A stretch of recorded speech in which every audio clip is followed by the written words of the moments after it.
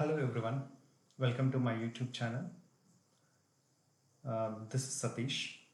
Today I'm going to take some session on strings in Python. Okay, these are the contents which we are going to discuss in this session.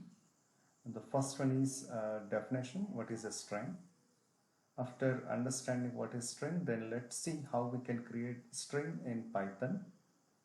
Once we create a string in Python, how to access elements inside a string, that also we'll check.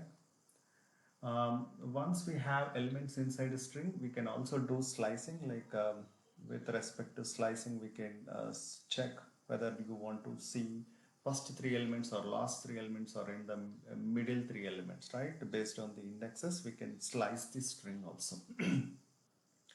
After that, we'll try to see the properties of a string, like what kind of properties exist with respect to string. Okay.